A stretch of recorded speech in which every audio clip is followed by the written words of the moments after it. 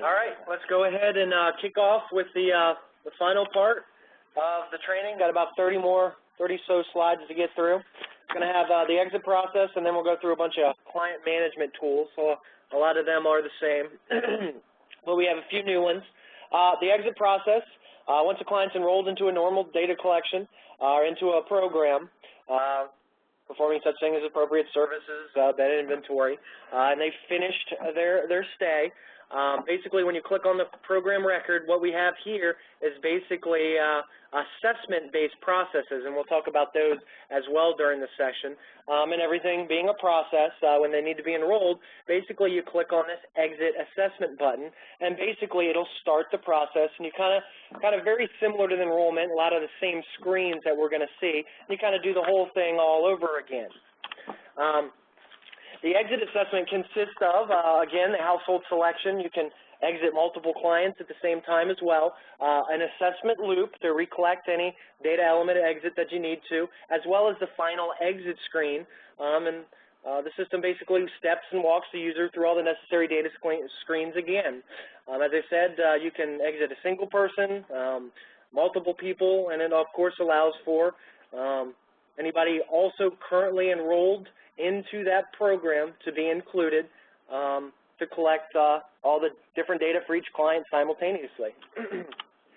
Once you select each individual member, as you see here, the assessment loop works the same time. As we said, basically during the entry, the data element validation as well as the domestic violence assessment are no longer needed. Those are only entry type data collection assessments or pieces of information, and then basically based on whether they are required or optional, you basically use the same process to go to the screen, go through the client loops, going through all the assessments.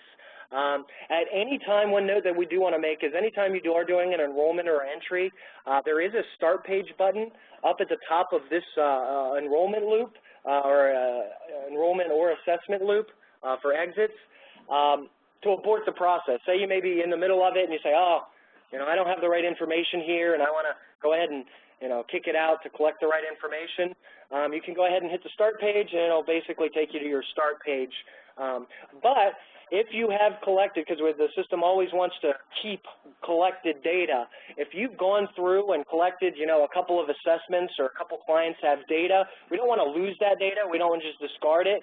So what the system will do is if the process is aborted, we'll automatically write those assessments to that client, but instead of being associated to the program, they are going to be associated to just the client as a general assessment. Now, the same thing at entry, kind of opposite at exit. When you do complete these assessments, you don't need to select any kind of type.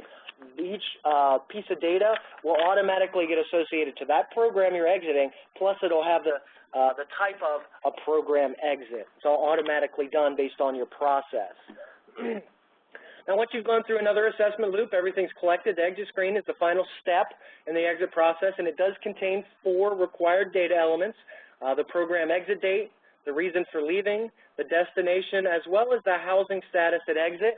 And we kind of have the same process as the enrollment that every client needs to have all these data elements collected for each client, and each set will be associated to each individual program record. But the system also allows the flexibility to collect the same data elements at the same time, or each of them independently. And we'll kind of show you the quick loop again. Here's a quick look at the data elements that need to be collected. The basic assessment date needs to be typed in, and that's basically the date when they're exiting the program, last day of residential, when the last day they're in housing, or the last day of receiving services. Reason for leaving, it's basically a drop-down list that basically shows the reason they're leaving. If there's more than one reason, we do ask that you pick the one that best fits the client's situation or the multiple client situation. Destination, this data element best describes where the client will be staying as of the last day of the program. The destination has become a very important data element and a large part of a leaver or data set. Almost every APR and report that's coming out has a big leaver section that cross-references what the client's destination information is. It's used very much as an outcome tool for the program, so putting in an accurate destination is very important. And then there's the final housing status at exit. Again, pretty much the same rules at entry. You need to take a determination. It's a judgment call by the case manager intake worker on which of the 4 housing statuses at program exit the client has. What's their housing situation when they're leaving the program? They could be literally homeless, imminently losing their housing. And also, you have the available choice for stably housed, which is basically a very good outcome metric when a client is leaving a program and can be selected if they are going into a permanent housing situation. Now, directly above those data elements, again, is our familiar household selection grid that basically works exactly the same as the entry. You can select all the clients, select all the members that are included, fill out the screen. When you hit save, the system will write that same data set to all the included clients, or you can do them one at a time. The system is smart enough to know that once a save is done, it'll look at the grid. If there's any left, it'll basically loop around again, same process. It'll continue those loops until all the clients have been satisfied. Now, another option that we do have here is, you see this little minus sign here? If you get to a point, and this is during entry or exit, if you're like, oh, well, this person, I don't really have his data, or he shouldn't have been included, if you check him and then click the minus sign, the system will actually remove him from the household grid. Now, any assessments collected for that client will still be saved as general assessments, won't be associated to the program, but it kind of allows you to, if you're not ready to do something with the client, to kind of abort at this last stage. Okay, now we're going to talk a little bit about the interim assessments. Once a client's enrolled in the program, the system provides process-based functions to continue with necessary data collection in terms of assessments. These program assessments can be labeled in a couple different terms. If the client is still enrolled in the program, basically any data assessment that's collected, whether it's health, employment, income, is labeled with what we call the during program enrollment label. And those are the kind of information that are usually the annual assessments, like if a client's been in the program for longer than a year. It is also used in a lot of reporting on APRs for your stayer data. So if you need to enter in that information, and you can do it more often if you want to do it every 3 months, maybe collect their income every 3 months, or health information as it changes, that's what you can use. Then the follow-up is a label that's provided to assessments that are collected after the client has already left the program. Now, as with entry and exit, the system will automatically label an assessment based on its date, whether it is during program enrollment or follow-up automatically, and we'll talk a little bit about that during that section. Now, the system also allows for both entry and exit assessments that were optional. Like, say you went through an enrollment loop and you didn't collect education or employment because you didn't think you needed it or didn't have that information. It allows you to go and backfill those assessments and attach them to a program on both the entry and exit program events. Now, just a note, with all these interim assessments, they are only collected on a per-person basis. While you can do the whole entry and exit, the whole bunch of people, these assessments, please remember, they're a single client at a time. Now, there's basically the 3 different buttons here, as we kind of talked about earlier, that basically have the entry, interim, and exit assessment. And basically selecting each of these buttons, again, it's all process-based, will basically send the user on another walkthrough process, kind of assessment type, almost a mini assessment loop, to collect whatever information they need on a per client basis. Now, the entry and assessment, entry assessment and exit assessment buttons, like I said before, allow for the collection of optional data elements that weren't originally collected during the process. Now, the entry assessment button is only going to be available if the client still has optional assessments that haven't been collected. So if you have a client that goes through an enrollment and collects everything, health, education, employment, income, and benefits, that button will no longer be available for that client because each client only gets 1 entry and 1 exit assessment per type per program. Now, if the information is wrong, you can go back and edit that information, but it can no longer be created. Now, the assessment Exit assessment button basically has kind of two different functions depending on what the status of the program stay is. And as we said before, if the client is still enrolled in the program, when you click the exit assessment button, that basically starts the exit process, as we kind of talked about. However, if the client has already exited out of the program, this assessment button basically works the same as the entry. It'll only be there if the client still has optional exit assessments that haven't been completed during that specific process. Once they're all collected, those buttons will basically disappear. It's a good way to just backfill data for whatever reason your agency may have. The interim assessment button, this basically allows data to be collected in various situations, and it is available at all times. No matter if the program's open, closed, it'll always be there. And when you select that button, it'll basically take you to this intermediate screen that doesn't take you through the entire process. We basically allow you to pick and choose which one of these assessments you want to go and collect for the specific client. Basically, all you have to do is select which one you want, and depending on which ones you select, you go ahead and click this interim assessment button, and the system will take you through another little assessment loop, like a mini loop, and it'll only include the ones that you have selected. Now, with interim assessments, they're labeled, as we said before, either as during program enrollment, if it's during the program stay, or follow-up if it occurs after. The system basically, depending on what assessment date you enter in, because all these assessments, even though they're after the fact, still require you to enter a manually entered assessment date of when you collected the data, the system was smart enough to determine which one of these is, which one of these categories it should fall under. If it happens, the date falls in between, an entry and an exit date, it'll be labeled during program enrollment. However, if the date falls after the program exit, it'll automatically get labeled as follow-up.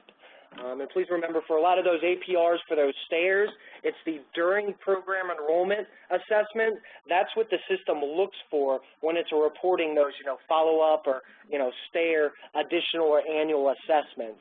So make sure the dates fall within the proper range depending on your program stays. Now we're going to talk a little bit about maintenance. Where does this data go? Since the assessments, as we see down here, and we kind of talked about in the assessment session, no program assessments are located within the program insertion services portion of the system. They're not there anymore. We got rid of the hated program-specific data element button. So even though that's the area where you need to collect and attach the assessment to the program, that's not where it is going to be in the system for you to view it, update it, kind of using the rules that we talked about. Every single one is going to be within one of these 6 tabs for each client. I want to make sure everybody is aware of that, and hopefully over time you'll get used to it, and kind of a nice place to have all the assessments for every client, no matter where or how it was collected.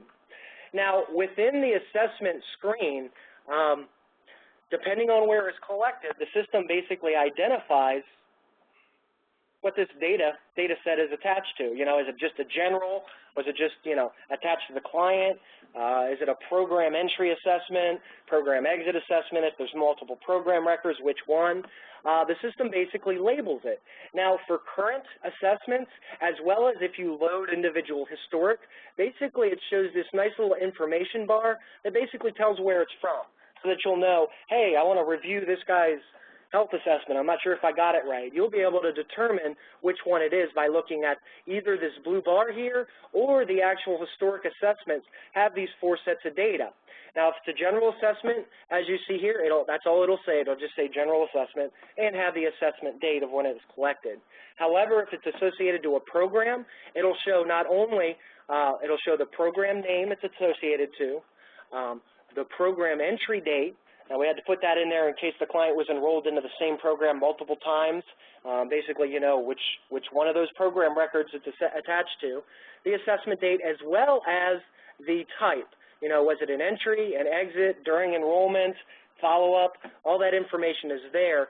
And when you load it, it'll show the program, the site, as well as the entry, the assessment type entry and the entry date within this label. So all the information that you need to look through and find old assessments, then you can either, update the assessments using the buttons to change them if you like, or just view them to make sure the information's there for reporting purposes. Okay, now we're going to finish up with some client management tools. Some of these have been in the system for a while. Some of them are new. Basic client lookup, pretty simple. We kind of talked about that. It has the same features as the new client lookup. Basically enter in the specific information. It also allows to look up by client ID.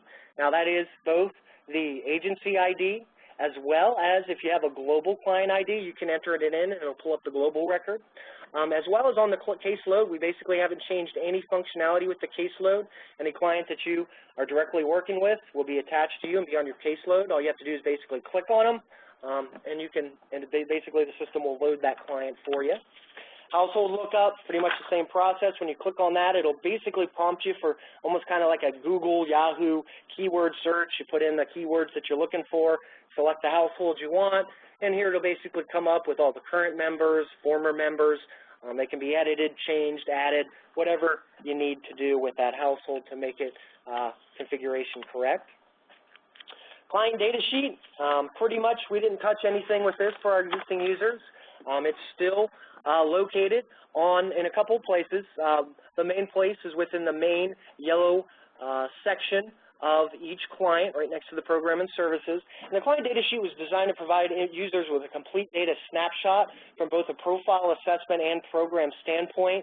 It contains a bunch of information. Now, the client data sheet is for data collected and shared in an agency. It has nothing to do with sharing settings or, any kind of global broadcasting. It's still exactly as it was before, all data collected and viewed within an agency.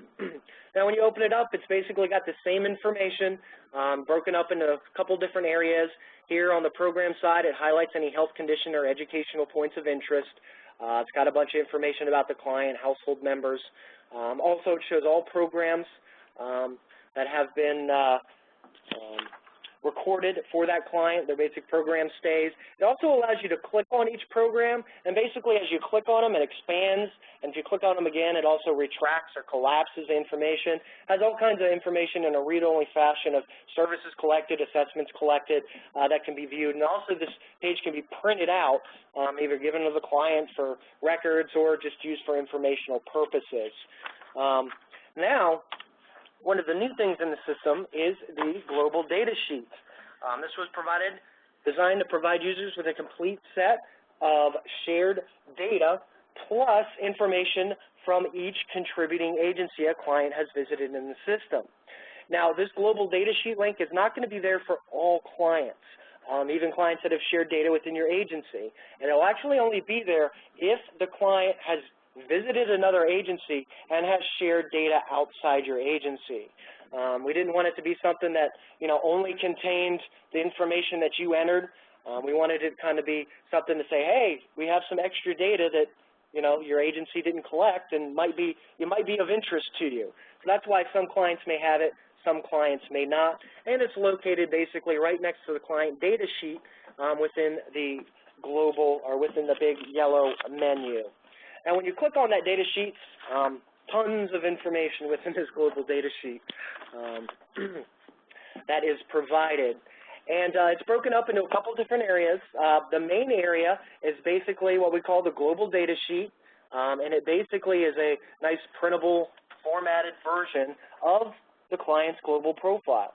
So remember when we showed you when you click on the blue record and it brings up that big read-only profile? This is an exact mimic of it, and it basically will show information that's been shared throughout the system from multiple different agency sources. Now below that is what we call contributing clients. Now in this example here, this specific client has visited 3 different agencies and also has shared data at 3 different agencies, and it kind of shows basic main data personalized elements about that client. Some of it, if it's shared, it'll be in there. If it's not shared, it'll have a little not shared label on it. And here's basically shows the agency from which it came from. Now, these contributing client section actually is broken up into about three or four more sections. It shows data collected at that specific agency. Now, by clicking basically on any of these records, you will get an actual subset of all the data collected there. Now, it'll provide a little client data sheet that's not global, but it's information that was collected just at that agency, and that's part of the data set that contributes to the global client profile. Now, as you can see here, a whole bunch of information, and it'll basically help you, hey, how did the global profile get this data set? You can kind of go through the contributing to kind of figure out, oh, well, that's where it came from, or that's who contributed to it at what agency. Now, directly below that has two other sections, a household section as well as an agency information section. The household section basically shows, hey, what was the guy's household configuration at said agency. Now, if you click on him, he may have reported being served by with the same household configuration at all agencies, or it could differ. So it just provides additional information to users serving clients, for the first time, or even existing users of, different household sets they may have. Now, directly under that is that whatever agency they were served at, it kind of just shows a little agency tab. That's basically just information provided on that agency profile that provides, address information, contact information in case, you know that they visit that agency. Maybe you want to contact them to get additional information about the client, ask them about services, provide a plethora of other information, contact information about that. Now, the third, fourth area within each contributing client area is actually located directly below here, and it basically shows all the programs that client has been served within that particular agency. Now, it may be 0, it may be 5, it all depends on how many stays the client's had. Now, for a program record standpoint, and also a contributing client standpoint, they'll only view in this global data sheet if that client has signed a consent form that is either full or custom data sharing. That's at a minimum. If they have no data sharing in that agency, then basically we're not allowed to display any information throughout the system, especially on this data sheet.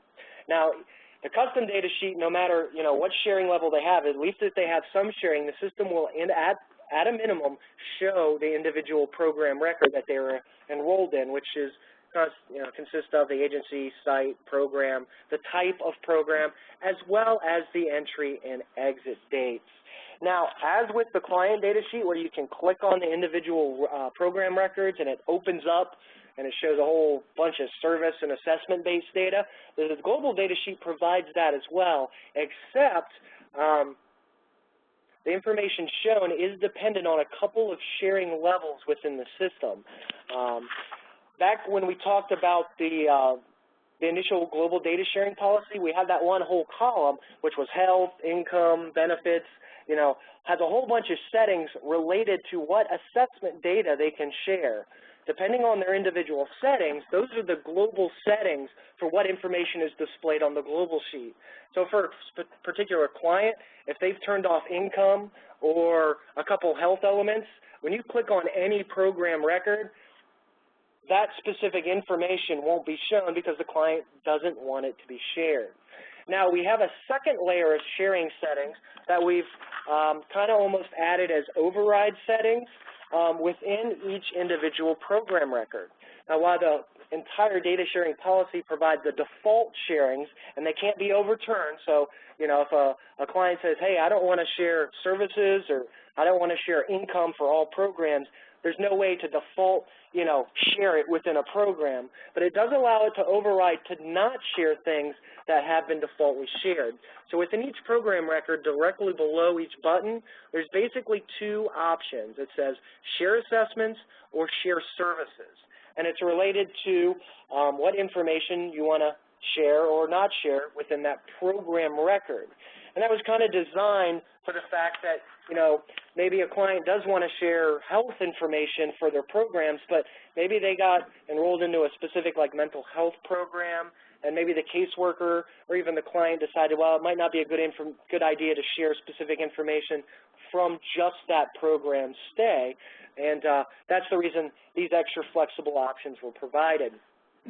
Now, if the share assessment is turned off, that basically means, despite any of the default settings, no assessment information will be shared in the record. That includes health, education, income and benefits, military information at all. None of it will be shown through the global data sheet.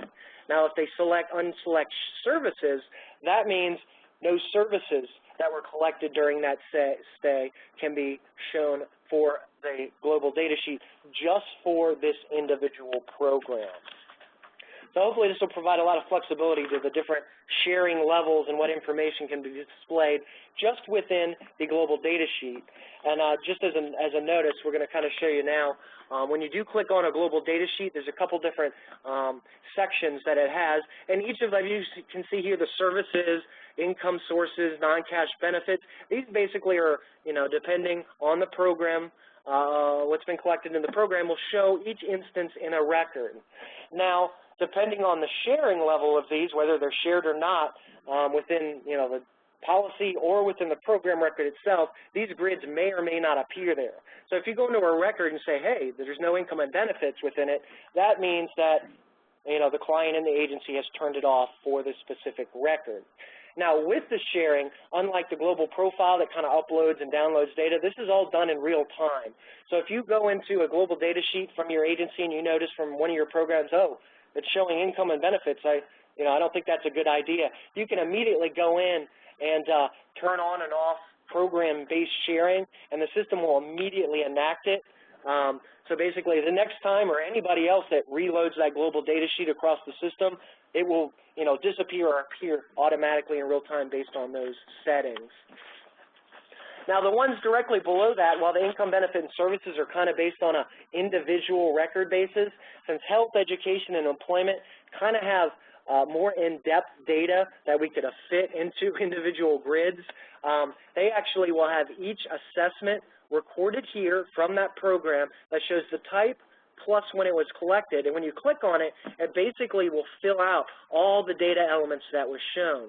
Now, if the whole health assessment is not shown, the whole grid will not be here. However, if just individual data elements within that assessment are turned off, it still will appear, but when you click on it, basically you'll see specific data elements within there that may or may not be turned off, and they'll be denoted here, as you can see, with the little not shared icon or label, and that can be either, and that is both basically derived from their data sharing, their global data sharing policies. So as you can see, this is a pretty in-depth tool. It does provide some, we're working on some printing options, so you can get a nice printout that you can either give to the client or keep for your agency records, and does provide a ton of information, not just from your agency, but from the entire system of where this client has visited and shared data. Okay, now we're going to talk about duplicate client logic, go into this a little bit. We've actually enacted a pretty in-depth duplicate client system. Now, one of the main reasons we did that is because now with the ability to create partial intake profiles, people can come in and just add a name or just add a gender. There's situations that doesn't provide us with really enough information to do the check just when the client is created. That used to be in the past. And that's why we do ask that you enter in as much information as you had so we can catch it. But we had to enter in a supplemental collection that any time on a client profile, if a name, date of birth, social security number, or gender is either entered or changed, the system is actually going to go throughout your agency and try to locate a duplicate client with the same information. Now, if it doesn't find any, you're fine, you move on, you won't even know about it. However, if the system does find duplicates, depending on the level of matching that it finds with other clients in the agency, it'll perform one of a couple things. It'll either perform an exact match if a 100% match is found, and what it'll actually do is just perform an automatic merge right there in front of you. However, unless it's an automatic 100% match, which we'll go over each of these in the next couple slides, but it could either flag it as either a full match or an exact match, or as a possible match, and it'll actually flag the client as a duplicate and allow for additional client merging processes, and we'll talk about those in the next couple slides. Now, with the duplicate client merge, with an exact match, when a system knows that it's not only a duplicate, but an exact match, all 6 personalized data elements need to match exactly. That's name, date of birth, social security number, a full 9-digit social security number, gender, ethnicity, and race. So if the system finds 2 clients that all 6 of these match, we're pretty confident that they're the same exact person. It'll automatically merge them, give a little message on the screen saying, hey, this client's been merged, just to let you know what's happened. Now, with the whole merging process, for those agency managers that are here in attendance, they should be familiar with that client merge tool we have. As they know, the client merge isn't as simple as just putting 2 clients together. There's always any clients that are associated to households kind of need to be brought into the process, because if there's clients that are associated to multiple households and there's household members, just merging that client kind of leaves everything in limbo. So the system, when it notices there's a duplicate, not only looks at the individual clients, but it kind of looks outward and looks at each associated household member to try to find duplicate clients for them as well. Now, only in the process of, if not only the clients match that it finds, but all of their household members match as well, exactly with all 6 data elements, and the households are the exact in the actual household count, meaning there's got to be 3 in this household, 3 in that household. It's basically a perfect storm of match. The system will automatically merge all the clients and the household members associated with those clients. So it's probably not going to happen too often, but the system does have that in the system. Now, if an exact match isn't found, the system does notice, hey, there is a couple duplicate, there is duplicates here. It'll do one of 2 things. A full match is what we regard as a name and a full 9-digit social security number matching 1 or more clients in the system. If that is noticed, when you load the client profile, or as well as going to the program screen, the system will basically display this flagging message, basically say the system has flagged this client as a duplicate, and no further program data collection can occur until this is addressed.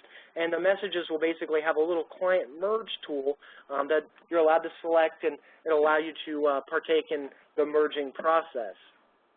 Now, with full matches, since we're pretty positive, with the Social Security matches that they are a duplicate, and we take, preventing and also taking care of duplicates very seriously, that will stop any client that's flagged this way will not be allowed to do any further program data collection. That means any existing program records you have, basically they're going to be locked out. You won't be able to enter them, and the new enrollment tool will be gone. So you definitely need to take care of any full matches that come around, and basically by selecting on that tool, it'll take you to a merge screen that allows you to take care of it. And we'll kind of talk about that merge process after we're done talking about the possible matches. When a possible match is found, that's basically when the system sees someone else with a name and either a matching date of birth or gender. It'll flag them as a possible duplicate, and you'll basically get this message here, as well with the client merge tool. Allows you to either merge them or unflag them. And since it's just a possible, we're not sure, it doesn't inhibit any future data collection. Now, with this whole merging stuff, we also had to put in logic to make sure that any victim of domestic violence client data is kept private. If a domestic violence client is flagged, either as full or possible, and you as a user do not have access to that client, and it could be directly the client or any related household, since it is a household process, the system will basically display this message that says, hey, one or more clients flagged in the household has restricted access due to privacy concerns. Please contact your agency manager. And kind of like during the duplicate client check during client creation process, you'll need to take their client name, maybe their ID to your agency manager so they can either look into the issue, take care of it themselves, or put those clients on your caseload so that you can take care of it. Now, once you, if you get either of these messages, the full, which kind of forces you to deal with it, or the possible, which doesn't inhibit data collection, but we do recommend taking care of it as soon as possible, it'll actually take you to kind of like a mini merge tool. That what it'll do is instead of providing you with, a whole bunch of merge possibilities, it'll only show you with the clients that are relevant to the specific merge. Now, if it's a full merge, since we know it's a definite match, same Social Security numbers, the system will basically automatically check those clients for you. Basically say, hey, before you can take care of the problem, you definitely got to merge these people. Basically, at this point in time, you basically hit the display merge info button, and the system will basically load a client merge tool and actually walk you through the process of either merging that client, or if it's a household-based process, walk you through merging the entire households. And it could include 1, 2, 3, a numerous amount of sets of duplicate clients, depending of your data in your agency. Now, if it is a possible match, since we aren't sure, when you go there, it provides two options, and basically the merge link is not checked because we're not sure what process you want to take. Because with a lot of merge processes, we always need user input, especially with the possible merges, to let us know what it is. Now, if you look at them and go, yeah, these two are definitely duplicates, you can check the boxes and then go ahead and display merge info, and the system will load the merge as with the full, but you have that decision. Now, if you come in here and you realize, wait a minute, I guess it's flagged, they do have the same name, but these guys definitely are not duplicates. You can also, select the ones and then click the unflagged duplicate button, and that'll basically, and this is only for possible, it'll basically remove the flags from them, and the message will be gone from the system. But at least, you'll take care of the issue.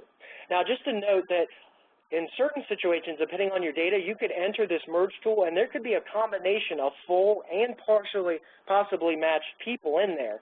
So you'll need to, now all the full ones will be, automatically selected, but you'll need to use the decision on whether you want to include the possible matches, unflag them, kind of have to go through those steps to kind of intuitively figure out which ones are duplicates and which ones aren't. The client delete tool, we've had this in the system for a while. Not going to spend a lot of time on this.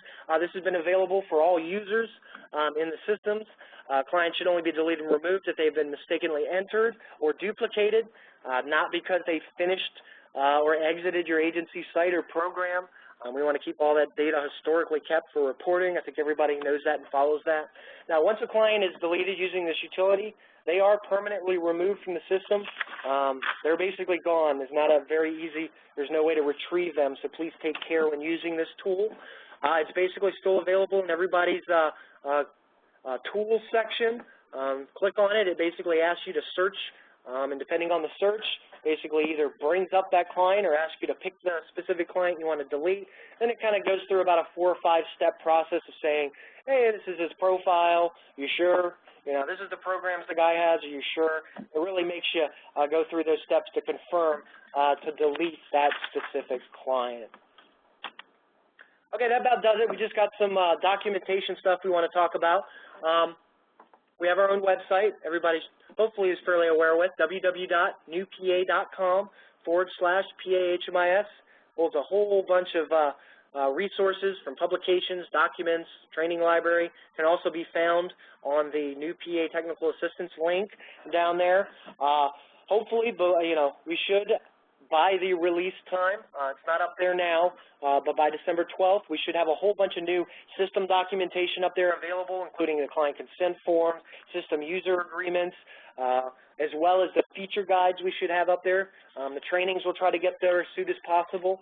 And as I was talking about those feature guides, we've created, probably 100, 150 pages of a bunch of different feature guides that kind of go over the newest features that have been released. They're kind of broken into each section: client delete entry series, or client data series, housing inventory series, communicative collaboration tools. Since these trainings are kind of limited. It's hard to pack everything in there. We definitely recommend everybody taking a look at them before the release or during the release as resources. Okay, that does it. We're finished with the training. If anybody has any questions about it, don't hesitate to contact myself or Steve at the help desk, either by phone or email. And